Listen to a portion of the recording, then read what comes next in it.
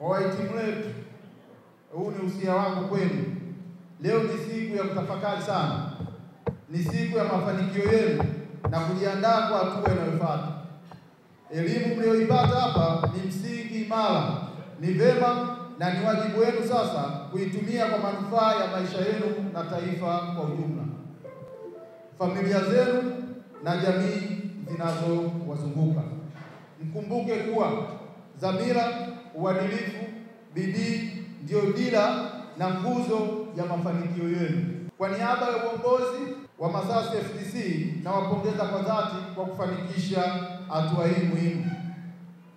Mchukue falsafa ya kujifunza bila kukoma, kufanya kazi kwa weledi, kuwa na mfano wa kuigwa popote mtakapokwenda.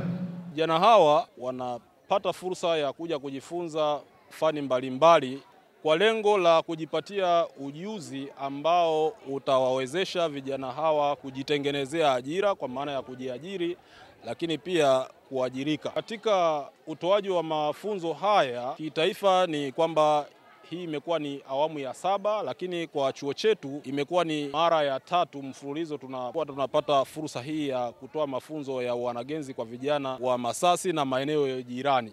Kimsingi ni kwamba katika mwaka huu wa 2025 tulipata maombi ya wahitaji wa mafunzo haya wapatao 511, lakini kutokana na nafasi ambayo ilikuwa imetengwa kwa ajili ya chuo cha maendeleo ya wananchi Masasi, ni wanafunzi 190 ndio waliobahatika kupata fursa hii ya kupata mafunzo ya wanagenzi katika fani 6 ambazo ni fani ya ufundi wa magari, ufundi umeme, ufundi bomba, uchomeleaji, uwashi na useremala. Tunashukuru ofisi ya Waziri Mkuu kwa kutufadhili sisi vijana, kwa sababu tulikuwa hatuna mwanga wowote, lakini kutokana na hii kozi tumepata kupata mwanga kwanza katika maisha yetu sisi kama vijana.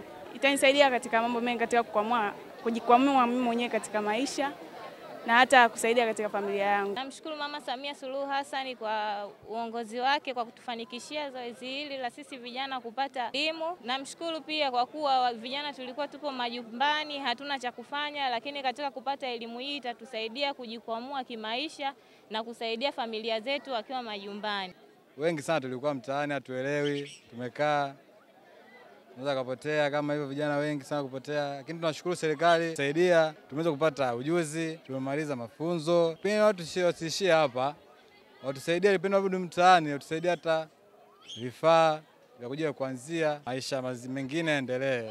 Yaani mfano kama mtoto wangu mimi hapa anaitwa Lukia Salmo, alisajiliwa Dodoma, aende Dodoma, alifaulu sekondari, kashindwa uwezo wa kumpeleka Dodoma. Lakini ilivyotokea fursa hii, mimi nimeshukuru sana. Naomba Mama Samia atuangalie na angalie watoto wetu, kwa sababu watoto wetu wana nia kufanya kazi lakini uwezo hakuna, sisi wazazi.